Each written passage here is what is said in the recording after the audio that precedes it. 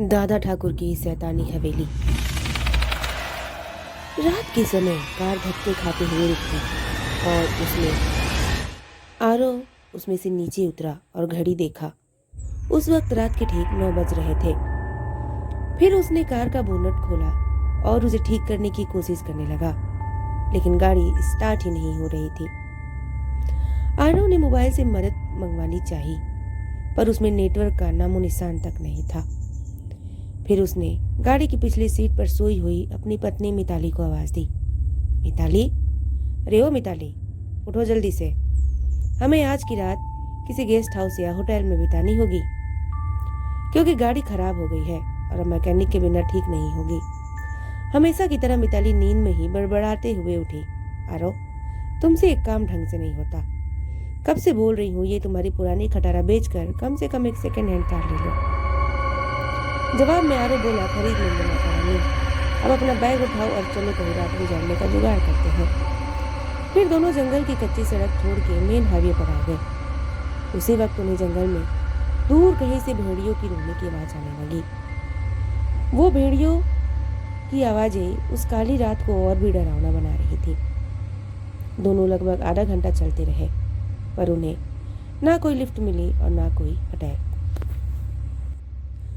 मिताली बोली, आरो तुम्हारे बेवकूफ दोस्त मिंटू ने ये कौन से वीराने में फार्म हाउस खरीद रखा है।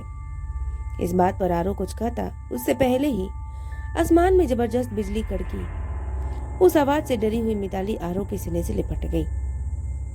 उस वक्त आरो के चेहरे पर एक मुस्कान चमक गई। तेज बारिश के आसार नजर आने लगे थे।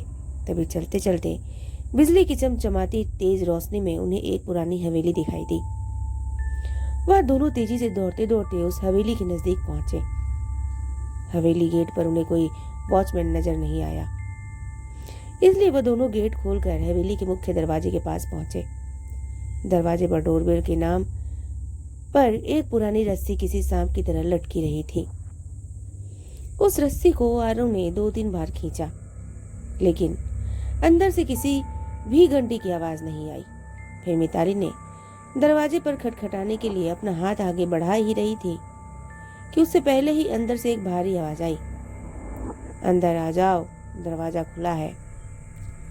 उन्हें दोनों को यह बात अजीब लगी, क्योंकि अंदर से किसी भी घंटे की आवाज नहीं आई थी और ना ही उन दोनों ने कोई आवाज की थी। फिर वह दोनों दरवाजा खोलकर अंदर गए। दरवाजे के ठीक सामने झूले पर बैठकर एक आदमी शाही अंदाज में सिगार पी रहा था। उन्हें देखते ही आरो बोला, सर, हम यहाँ से कुछ ही किलोमीटर दूर हमारे दोस्त को फार्म हाउस देखने जा रहे थे, पर बीच रास्ते में ही हमारी कार खराब हो गई और मदद बुलाने के लिए मोबाइल में नेटवर्क भी नहीं है। क्या हम आपके फोन से कॉल कर सकते हैं? झूले पर बैठे उस आदमी के चेहरे पर कोई भाव नहीं था। उसने कहा, जरूर कीजिए, टेलीफोन ऊपर के आखिरी कमरे में है। आरो ने उन्हें पहले परिचय देना उचित समझा। उसने कहा, मेरा नाम आरो है और ये है मेरी पत्नी मिताली। जवाब में वह आदमी बोला, मेरा नाम दादा ठाकुर है, मैं इस हवेली का मालिक हूँ। आरो और मिताली हवेली की शान देखते ही रह गए। अभी हवेली देख ही रहे थे कि उनकी नजर दादा ठाकुर के पीछे वाली दीवार की सबसे बड़ी फोटो फ्रेम पर पड़ी, जो खाली था और पूरे घर में तस्वीरें ही तस्वीरें थी। उन सब में एक बात समान थी कि किसी भी तस्वीर में कोई भी हंस नहीं रहा था। सभी तस्वीरें बिल्कुल ही भावनाहीन थी। फिर आरो और मिताली दोनों ऊपरी मंजिल पर गए और आखिरी कमरे में जाकर लैंडलाइन से अपने दोस्त मिंटू को कॉल करने लगे। बहुत बार कोशिश करने पर भी फोन नहीं लग रहा था। तभी मिताली की नजर उस दीवार पर पड़ी। वहां एक फोटो फ्रेम पर गई। उसमें भी कोई तस्वीर नहीं थी, फ्रेम सिर्फ खाली था। उन्हें यह बात थोड़ी अजीब लगी। फिर दोनों नीचे गए और दादा ठाकुर से बोले, आपके लैंडलाइन से फोन ही नहीं लग रहा है। दादा ठाकुर बोले, यहाँ की फोन लाइन में हमेशा गड़बड़ी रहती है, दोबारा से प्रयास करें, या फिर चाहें तो आज की रात आप दोनों यहीं रुक जाइए। मिताली और आरो कमरे में जाकर फिर कॉल लगाने की कोशिश करने लगते हैं, पर सब बेकार। आखिर में दोनों ने रात को वहीं रुकने का निर्णय किया। बेड पर लेटते ही दोनों की आंख लग गई। रात के ठीक 1:30 बजे आरव की नींद अचानक से खुल गई और वह एक बार फिर से अपने दोस्त को फोन लगाने लगा। लेकिन उस वक्त फोन पूरी तरह डेड था। हाथ से फोन नीचे रखते हुए आरव की नजर दीवार पर गई और सामने का नजारा देखकर उसके चेहरे पर से हवाइयां उड़ गई, क्योंकि कुछ घंटे पहले देखी हुई खाली फ्रेम में अब उन दोनों की तस्वीर थी और उसके नीचे लिखी थी उनके मौत की तारीख। उसने मिताली को उठाया, उसे तस्वीर दिखाई। वह बोली, यहाँ कुछ तो गड़बड़ है।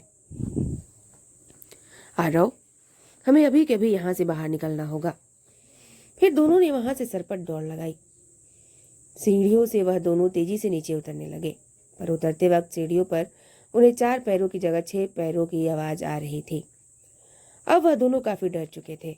कुछ भी करके उन्हें बस दरवाजा खोल के बाहर भागना था। पर दरवाजे के पास पहुंचने के बाद जब दोनों ने उसे खोलने की कोशिश की तो उनकी कोशिश नाकाम रही, क्योंकि दरवाजा किसी ने बाहर से बंद कर दिया था और अब वह दोनों उस बुढ़ा हवेली में कैद हो चुके थे। आरव और मिताली दरवाजा पीट रहे थे, मदद के लिए चिल्ला रहे थे। उसी वक्त बदकिस्मती से बिजली चली गई और मौत की अंधेरी की चादर से सब कुछ ढक गया और चारों तरफ शमशान का सन्नाटा सा फैल गया। मिताली अपने कांपते हुए हाथों से मोबाइल टॉर्च चालू करने लगी। जैसे ही उसने टॉर्च चालू की, उसकी रोशनी सबसे पहले सामने वाले उस बड़ी सी फोटो फ्रेम पर पड़ी, जिसे फ्रेम को आते वक्त दोनों ने खाली यानी कि बिना तस्वीर के देखा था। उस खाली फोटो फ्रेम में अब झूले पर बैठे दादा ठाकुर की तस्वीर शैतानी मुस्कान दे रहे थे और अगले ही पल दादा ठाकुर तस्वीर से धीरे धीरे गायब होने लगे और उसके नीचे रखा हुआ झूला बिना हवा के ही झूलने लगा। उस भयानक मंजर को देखकर मिताली की घिघी बैठ गई और आरव बस बेसुध सा देखता ही रहा। कुछ ही पलों में मोबाइल भी स्विच ऑफ हो गई। अब तक उजाले में मिताली और आरव को वहां पर एक दूसरे के सांसों की ही आवाज आ रही थी, पर अब अंधेरे में उन्हें और कई सारे लोगों के सांसों की आवाज सुनाई देने लगी। एक एक करके सभी आवाजें नजदीक आ रही थीं और कुछ ही पलों में दर्द भरी चीख के साथ उन दोनों की तस्वीर भी बाकी तस्वीरों के साथ हवेली की दीवार पर टंग गई और दादा ठाकुर झूले पर बैठ के सिगार पीते हुए किसी और मेहमान का इंतजार करने लगे। तो आप लोगों को स्टोरी कैसी लगी प्लीज़ कमेंट करके ज़रूर बताइएगा। स्टोरी पसंद आई हो तो लाइक और शेयर करना ना भूलिएगा। चैनल को ज़रूर से सब्सक्राइब कर दीजिए ताकि नेक्स्ट मज़ेदार स्टोरी आप तक टाइम से पहुँचे। चलिए मिलती हूँ नेक्स्ट मज़ेदार स्टोरी के साथ, तब तक के लिए बाय बाय, टेक केयर।